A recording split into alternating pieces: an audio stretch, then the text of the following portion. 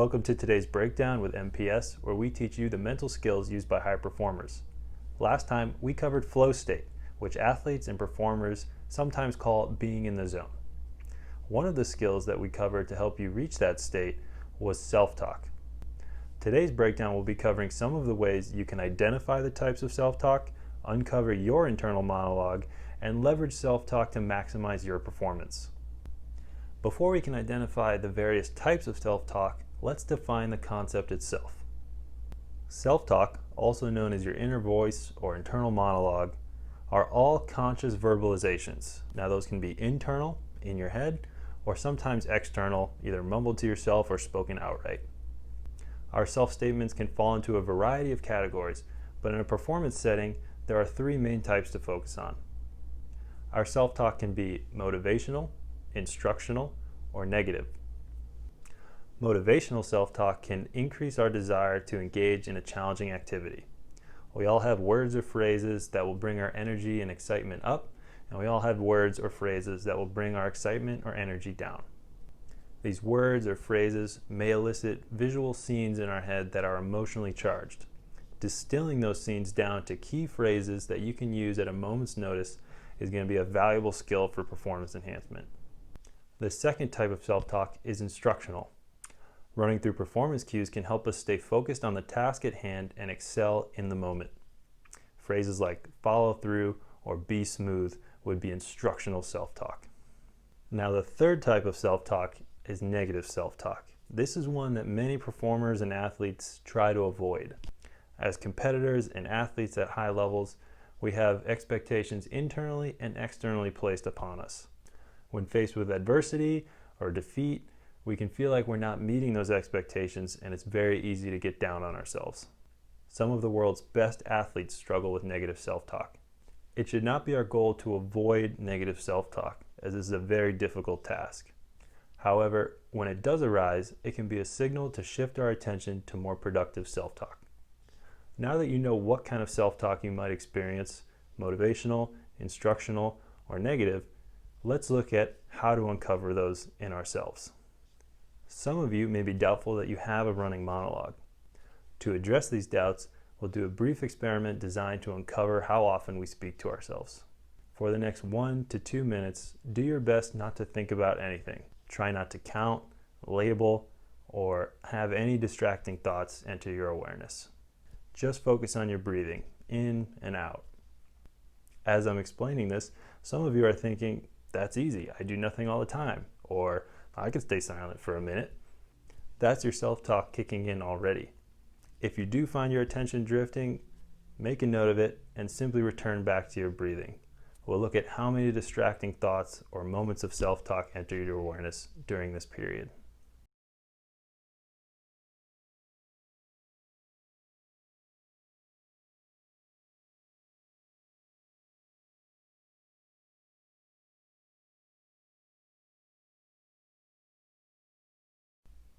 Welcome back. How'd you do?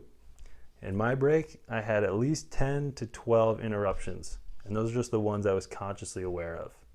I think my phone buzzed, I got a text message, there was a funny noise coming from the fan, and then I started to think about how I was getting distracted. It's very easy to get sucked into that spiral of thinking about what you were supposed to be doing and how you're not doing it. Now that we know that self-talk is very real and present, how can we uncover it in moments of practice or performance? There are a few ways we can go about this. The first method is retrospection. This is helpful because it keeps your attention on the task and doesn't ask for thoughtful reflection until after the fact. By reflecting on past experiences, we can uncover the types of messages we were delivering to ourselves. For example, if we were thinking about a soccer game we had where we got beat on defense, what was our initial reaction to that scenario? Was it positive or negative? Following that initial reaction, how did we follow it up? Were we beating ourselves up, or were we able to refocus on making a contribution on the next play? Following your train of thought in these instances and reflecting on what you were saying to yourself is incredibly valuable for uncovering the content of your self-talk. The second way we can uncover our self-talk is with a log or a journal. If we're playing a sport with a lot of stoppage like golf or archery, we can quickly take a moment and jot down the things we were saying to ourselves. Jotting down our self-talk in real time offer us a valuable record to reflect on after the match or practice. Lastly, we may have more observable self-talk. Some of us blurt out our initial reactions to performances. If we miss a free throw or strikeout, we might have a visible or audible reaction to that event. Seek feedback from your coach or trusted teammates and find out what you were saying over the course of a game.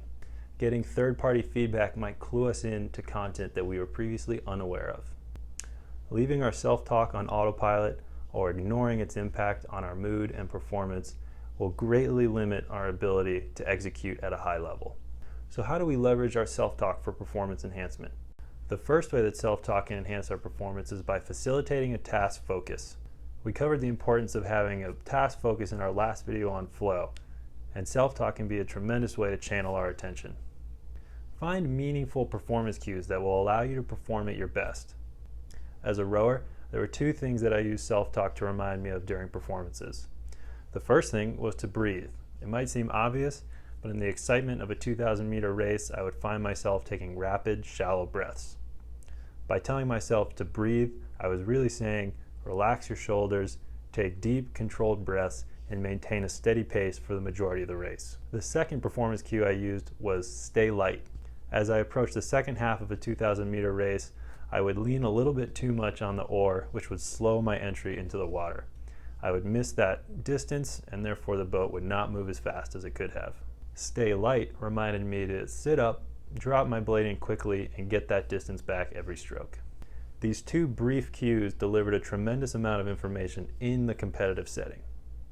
The second way we can use our self-talk to enhance performance is by influencing our motivation. As I covered earlier, our self-talk can increase our desire to engage in challenges and continue to push through adversity. Keeping our self-talk proactive and positive can increase our endurance and reduce our perception of difficulty. We can lift ourselves up and calm ourselves down as needed inside of a competitive setting. The last way we can use self-talk to enhance performance is by addressing negative self-talk. We will all have times where we're saying things that are less than positive during a competitive performance. That's totally natural and not something you should worry about avoiding. However, when you do find yourself saying things like, well, the game's over in the last few minutes, you can instead say there's still time left. By refocusing on the positive side of things, we can pursue high performance down to the wire.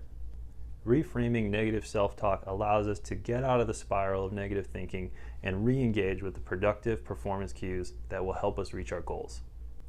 These three self-talk techniques, performance cues, motivation, and reframing, will elevate your consistency in competitive situations. I hope that you learned something that you can take into your game. Let us know what other skills you'd like to see us break down in the comments below. Subscribe so you don't miss any of our future breakdowns, and we'll see you at the next one.